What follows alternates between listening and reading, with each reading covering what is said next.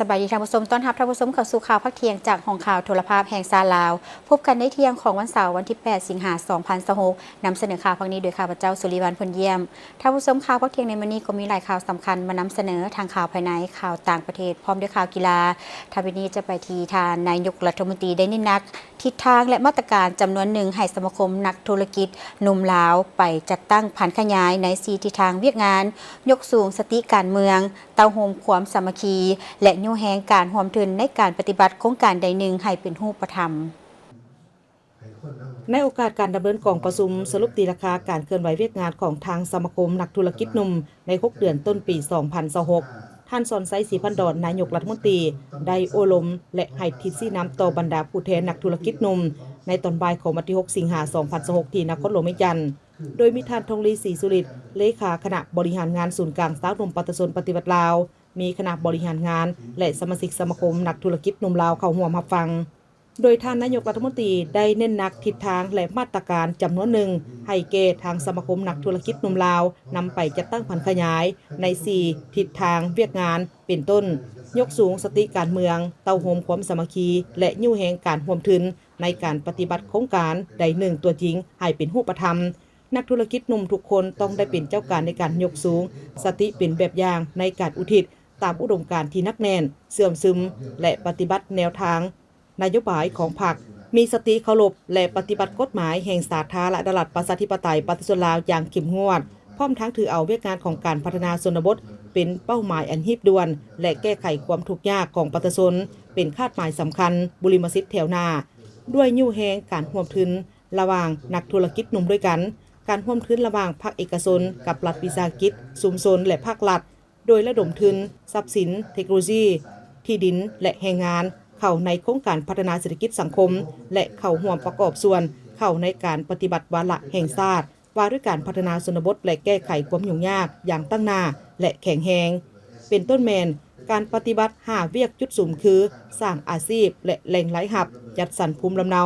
ของประชาชนให้มีความมั่นคงและยืนยงพัฒนาโครงสร้างพื้นฐานและสิ่งอำนวยความสะดวกอยู่ชนบทสร้างความเข้มแข็งให้แก่คณะกรรมการปกครองตาแสงการจัดตั้งบ้านและสาวนมชนบทคนขวยและญาติแยงการลงทุนเข้าใส่การพัฒนาชนบทสร้างและปรับปรุงนิติกรรมกลไกการจัดตั้งปฏิบัติเวียกงานพัฒนาชนบทและแก้ไขความทุกข์ยากให้มีประสิทธิผลให้สมาคมค้นคว้าและมีส่วนร่วมในการลงทุนพื้นฐานโครงสร้างที่เป็นจุดสุมยุทธศาสตร์ของรัฐบาลเส้นทางด่วนเส้นทางรถไฟความไวสูงขัวและระบบการเสื่อมจอดทางภายในและต่างประเทศการลงทุนทุกอย่างต้องติดพันกับมาตรฐานปกปักรักษาสิ่งแวดล้อมสังคมสร้างความเข้มแข็งให้แก่ชุมชนโดยให้บ้านเป็นหุ้นส่วนและแบ่งปันผลกำไรอย่างเป็นธรรมเพื่อเป็นการลดพรความทุกข์ยากตัวจริงเสริมขยายกลไกการร่วมมือระหว่างภาครัฐและภาคเอกชนเพื่อขับเคลื่อนเศรษฐกิจแห่งชาติโดยซุ่มใส่7แขนงเศรษฐกิจที่เป็นบุริมสิทธิ์เช่นพลังงานสะอาดกสิกรรมติดพันกับการแปรรูปและปรุงแต่งอุตสาหกรรมปรุงแต่งแห่ธาตุอุตสาหกรรมปรุงแต่งที่เป็นตองโซและเพิ่มมูลค่าการบริการขนส่งและโลจิสติกการบริการท่องเที่ยวพัฒนาเทคโนโลยีนวัตกรรมปัญญาประดิษฐ์และหันเป็นดิจิตอลรัฐบาลมีนโยบายเปิดกว้างและยินดีต้อนรับการระดมทุนพร้อมทั้งการนำใช้เทคโนโลยีจากภาคเอกชนโดยเฉพาะก็แม่นสมาคมนักธุรกิจหนุ่มลาวเข้าในการลงทุนดำเนินงานคุ้มครองและบำรุงรักษาพื้นฐานโครงสร้างคงเขตพลังงานการขนส่งและคงเขตอื่นๆเพื่อในใส่ลดพรภาระหนี้สินสาธารณะและสร้างเป็นเขตการทำให้แก่สาวนมให้กว้างขวางในการจัดตั้งปฏิบัติแผนพัฒนาเศรษฐกิจสังคม5ปีครั้งที่10รัฐบาลสืบต่อถือเอาเอกชนเป็นกำลังหลักพร้อมทางปรับปรุงสภาพแวดล้อมในการดำเนินธุรกิจให้โปร่งใสลดพรขั้นตอนที่ยุ่งยากและสร้างกลไกปรึกษาหารือที่คล่องตัวขึ้นตื่มอีกส่งเสริมสาวนมสร้างเศรษฐกิจพัฒนาแหล่งทุนและหันเป็นดิจิตอลสมาคมนักธุรกิจหนุ่มลาวต้องเป็นกำลังแหงในการพันขยายยุทธศาสตร์การพัฒนาสาวนมเยาวชนและบรรดาบทบันทึกความเข้าใจ MOU ที่ศูนย์กลางสาวนมได้เซ็นร่วมกันระหว่างภาคส่วนต่างๆทางภายในและต่างประเทศให้ปรากฏเป็นรูปธรรมซุ่มใส่ในการพัฒนาแรงงานหนุ่มให้มีทักษะสูงสามารถเข้าตลาดแรงงานได้อย่างทั่วถึง สุกยู่การเป็นผู้ประกอบการในโครงเขตการปรุงแต่งอาหารผลิตภัณฑ์กสิกรรมแบบยืนยงการค้าอิเล็กทรอนิกส์หรืออีคอมเมิร์ซการขายสินค้าออนไลน์การจัดการสิ่งเศษเหลือและหัตถกรรมปลูกจิตสำนึกให้สาวหนุ่มหักการออกแรงงานมีวิชาชีพสอดคล้องกับความต้องการของตลาดพร้อมทั้งดึงดูดแรงงานให้เข้ามาคิดเวียกอยู่ในประเทศด้วยนโยบายค่าแรงงานและเงื่อนไขสวัสดิการที่เหมาะสมและญาติแยงการพัวพันข้อมือและการเชื่อมโยงกับสากลอย่างมียุทธศาสตร์การพัวพันหัวมือกับต่างประเทศโดยเฉพาะการหับเหมาโครงการต่างๆต้องปฏิบัติกฎหมายว่าด้วยการส่งเสริมการลงทุนกฎหมายว่าด้วยการร่วมทุนระหว่างภาครัฐและเอกชนและระเบียบกฎหมายอื่นๆที่เกี่ยวข้องอย่างเคร่งครัดคณะกรรมการอภัยโทษระดับชาติได้สรุปการจัดตั้งปฏิบัติเวียกงานอภัยโทษระยะ 5 ปี 2021-2025 และวางทิศทาง 5 ปีต่อหน้า 2026-2030 กองประชุมภายใต้การเป็นประธานของทานคำพันธ์พรหมทัศน์รองนายกรัฐมนตรีกระทรวงยุติธรรมทั้งเป็นประธานคณะกรรมการอภัยโทษระดับชาติเข้าร่วมมีบรรดาทานคณะกรรมการอภัยโทษระดับชาติและภาคส่วนที่เกี่ยวข้องเข้าร่วมท่านนางลีวงลาวลีหัวหน้าองค์การอัยการประชาชนสูงสุดเป็นรองประธานคณะกรรมการอภัยโทษระดับชาติผู้ประจำการได้รายงานให้ฮู้ว่านับแต่ปี 2021-2025 ตลอดระยะ 5 ปีผ่านมาคณะกรรมการอภัยโทษระดับชาติกระทรวงนครหลวงและแขวงได้พร้อมกันจัดตั้งปฏิบัตินโยบายมนุษยธรรมของพรรคและรัฐบาลบรรดาข้าราชการที่รับผิดชอบเวียกงานอภัยโทษทุกขั้นได้สุ่มใส่จัดตั้งปฏิบัติเข้าสู่เวียกงานตัวจริงนับแต่ส่วนกลางลงฮอดท้องถิ่นอย่างกว้างขวางและลึกซึ้งการให้อภัยโทษแก่นักโทษมี 2 ประเภทคือการให้อภัยโทษลดพรโทษและการให้อภัยโทษปล่อยตัวซึ่งได้ค้นคว้าในโอกาสสำคัญของชาติโดยเฉพาะแม่นวันชาติที่ 2 ธันวาของแต่ละปีและระยะการระบาดของพยาธิโควิด -19 2019 ซึ่งได้รับประกันให้ความถูกต้องความโปร่งใสความยุติธรรมตามรัฐบัญญัติของประธานประเทศว่าด้วยการให้อภัยโทษโอกาสนี้ทานคำพันธ์พรหมทัศน์ได้เน้นให้คณะกรรมการอภัยโทษระดับชาติเพิ่มทวีความรับผิดชอบในการปฏิบัติหน้าที่เวียกงานของตนให้ทันตามกำหนดเวลา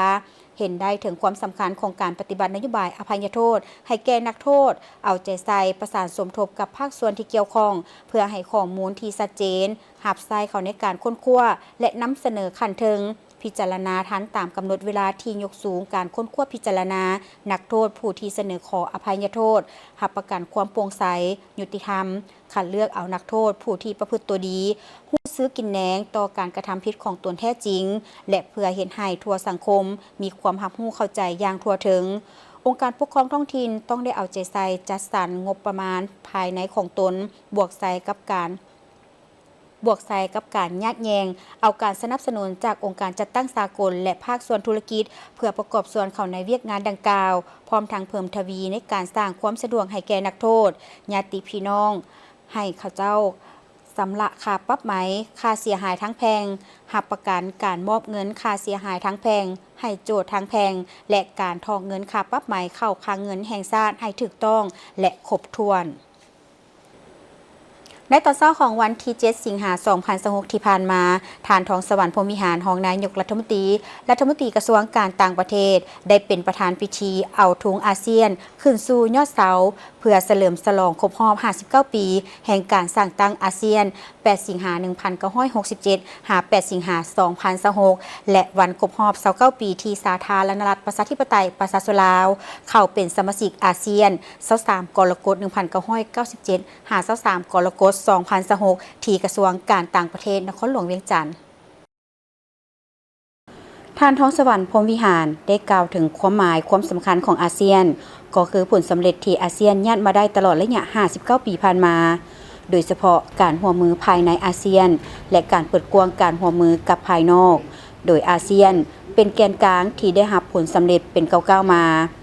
อันได้ประกอบส่วนเข้าในการปกปักรักษาสันติภาพและเสถียรภาพอยู่ในภาคพื้นก็คือในโลกความสำคัญของการเพิ่มทวีการร่วมมือเพื่อรับมือกับบรรดาสิ่งท้าทายต่างๆที่พวงประเสริญอยู่เป็นต้นแม้นการบ่แน่นอนทางด้านภูมิศาสตร์การเมืองและภูมิศาสตร์เศรษฐกิจของโลกการเปลี่ยนแปลงของสภาพดินฟ้าอากาศภัยพิบัติทางธรรมชาติค ความมั่นคงทางด้านพลังงานและเสบียงอาหารรวมทั้งชีวิตการเป็นอยู่ของประชาชนในปีนี้อาเซียนได้รับเอาตุรกีเป็นคู่เจรจาอาเซียนเป็นอันดับที่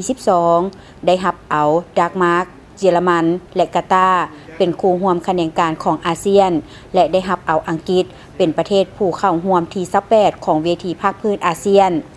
พร้อมเดียวกันนี้ท่านรองนายกรัฐมนตรี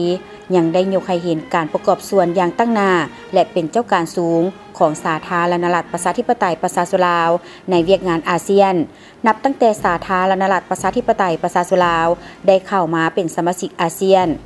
นับตั้งแต่สาธารณรัฐประชาธิปไตยประชาชนลาวเข้าเป็นสมาชิกอาเซียนในปี 1997 ซึ่งได้นำเอาผลประโยชน์มาสู่ประเทศชาติและประชาชนลาวและพร้อมที่จะสืบต่อประกอบส่วนเข้าในการสร้างความเข้มแข็งให้แก่ประชาคมอาเซียนในต่อหน้าโดยผ่านการจัดตั้งผังขยายวิสัยทัศน์ประชาคมอาเซียน 2045 รวมทั้งบรรดาแผนยุทธศาสตร์ของ3เสาข้ามประชาคมอาเซียนแผนยุทธศาสตร์การเชื่อมจอดอาเซียนและการสนับสนุนการเป็นประธานอาเซียนของฟิลิปปินส์ในปี 2026 ภายใต้คำขวัญการนำทางอนาคตของอาเซียนร่วมกันภายหลังการกล่าวเปิดพิธีดังกล่าวอย่างเป็นทางการแล้วได้มีการบรรเลงเพลงชาติลาวและเพลงอาเซียนโดยกองดุริยางค์กองทัพประชาชนลาวและเอาธงอาเซียนขึ้นสู่ยอดเสาเคียงคู่กับธงชาติลาว Right hand over the left. กระทรวงศึกษาธิการและกีฬาได้จัดกองประชุมเผยแพร่เสื่อมซึมทิศทางการปรับปรุงหลักสูตร 6+3+3 และการสร้างมหาวิทยาลัยครูแห่งชาติซึ่งได้จัดขึ้นในวันที่ 6 สิงหาคม 2026 ที่ผ่านมาจุดประสงค์ของกองประชุมในครั้งนี้แม่นเพื่อให้ผู้เข้าร่วมได้เสื่อมซึมต่อทิศทางการปรับปรุงหลักสูตร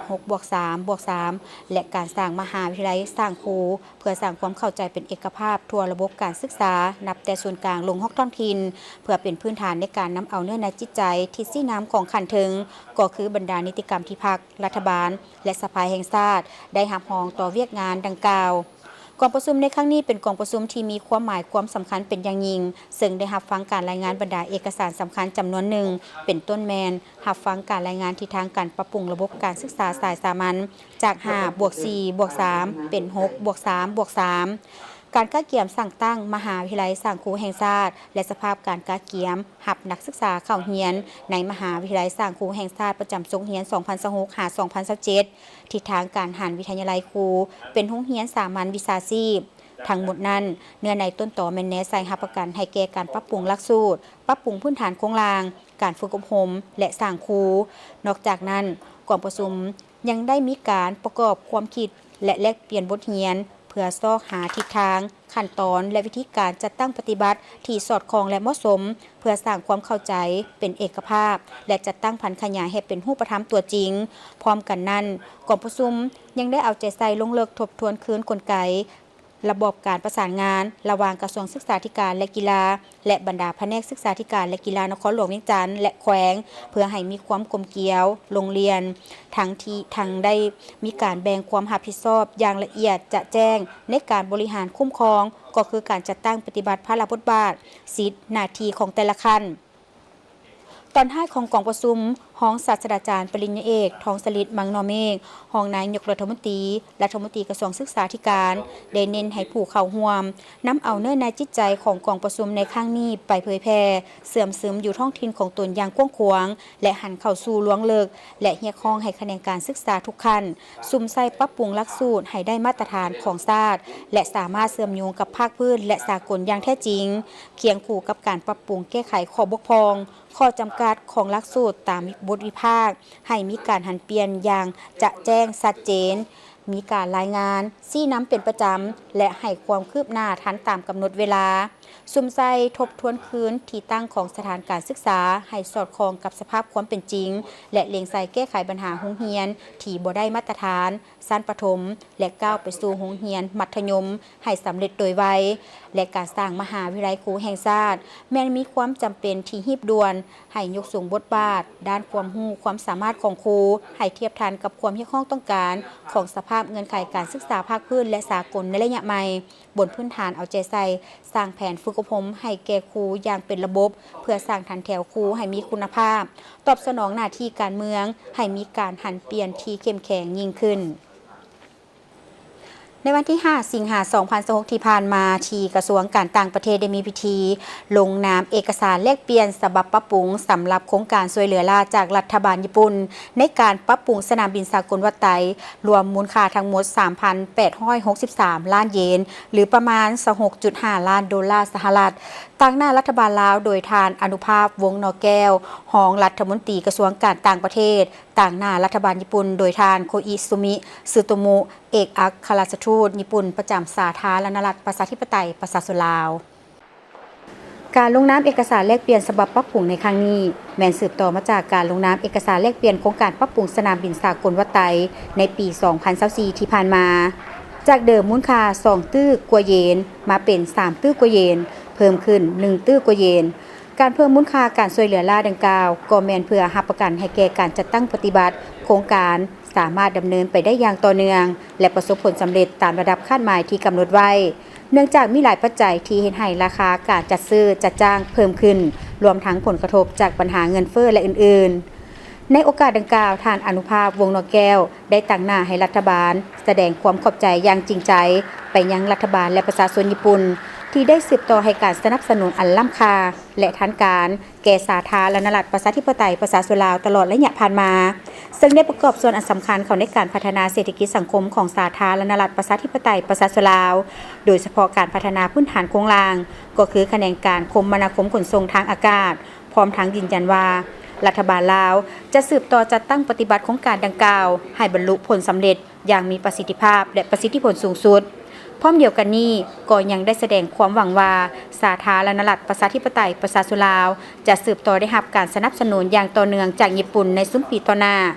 ส่วนทานโคอิซุมิซึโตมุก็ได้แสดงความหมายมั่นว่าจะสืบต่อเฮ็ดเวียกร่วมกับฝ่ายลาวอย่างใกล้ชิดเพื่อส่งเสริมสายพัวพันมิตรภาพและการร่วมมืออันดีงามก็คือการเป็นคู่ร่วมยุทธศาสตร์รอบด้านญี่ปุ่นลาวให้ได้รับการพัฒนายิ่งขึ้นเพื่อนำเอาผลประโยชน์สูงสุดมาสู่ประชาชนสองชาติญี่ปุ่นและลาวในต่อหน้าหมดเวลาสำหรับการนำเสนอข่าวพักเที่ยงเพียงเท่านี้ขอบใจทุกท่านที่ให้เกียรติติดตามรับชมโฆษกความได้ทีมงานข่าวต้องขอลาทานผู้ชมไปก่อนสบายดี